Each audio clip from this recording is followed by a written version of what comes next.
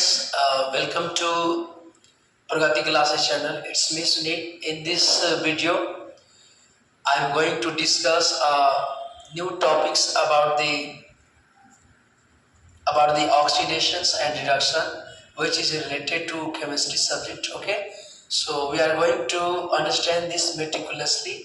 What does mean of oxidation reactions and what does mean of reduction reaction.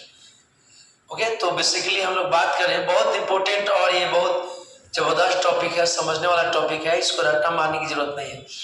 Maximum रट्टा मार लेते हैं लोग, लेकिन ऐसा नहीं करना है। सबसे पहले ऑक्सीकरण देखते हैं क्या होता है।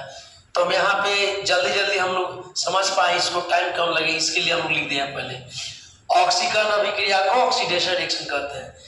नाम से इसको समझना है, याद इसको नहीं करना है। ऑक्सीकरण अभिक्रिया को ऑक्सीडेशन रिएक्शन कहते हैं।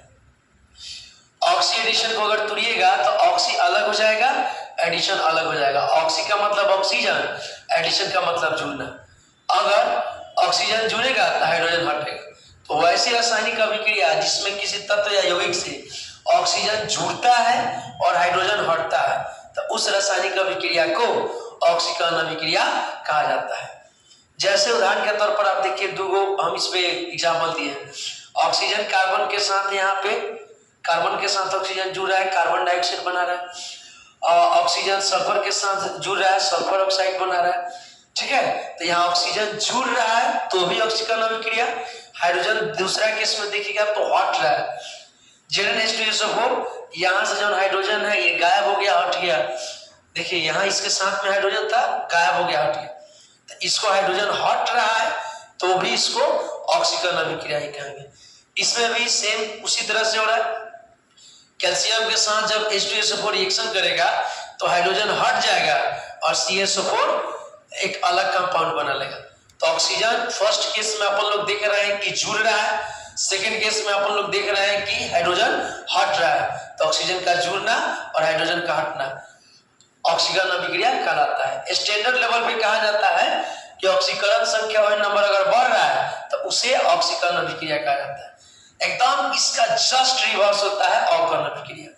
अवकरण अभिक्रिया में क्या है, इसमें ऑक्सीजन जुड़ रहा था तो इसमें ऑक्सीजन हटेगा, इसमें हाइड्रोजन हट रहा था तो इसमें हाइड्रोजन जुड़ेगा। ओके, जैसे फॉर एग्जांपल इसको भी समझाने के लिए दो उदाहरण दिया हुआ है यहाँ पे। तो सबसे पहला उदाहरण में देखिएगा क्या है।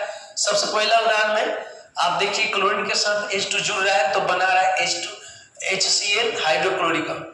तो यहाँ पे आपका उल्टा हो रहा है, यहाँ हाइड्रोजन जुड़ेगा और ऑक्सीजन हटेगा। हाइड्रोजन जुड़ गया तो ये बना रहा है हाइड्रोक्लोरिक। यह भी अवकरण अभिक्रिया है।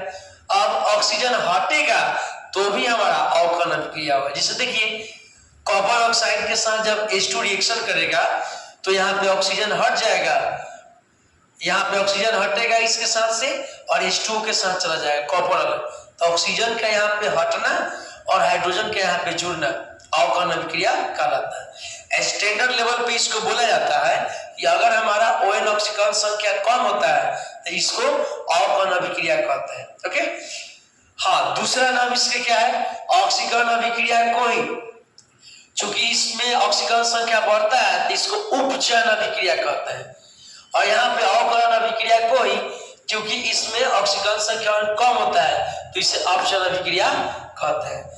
This was all about the oxidation reactions and reduction reaction। ये जब दोनों को मिला देते हैं, ऑक्सीकरण अभिक्रिया को और अवकरण अभिक्रिया को, तो हम लोग का बनता है एक नया अभिक्रिया जिसको रेडॉक्स अभिक्रिया के नाम से जानते हैं।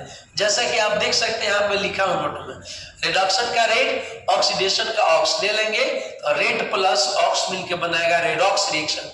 मतलब ये दोनों अभिक्रिया जब साथ साथ हो रहा होगा मिल करके, तो यही दोनों अभिक्रिया मिलके जब होता है तो इस नया अभिक्रिया को रेडॉक्स रिएक्शन, हिंदी में रेडॉक्स अभिक्रिया कहा जाता है। Thank you for more information, like and subscribe the Pragati classes channel.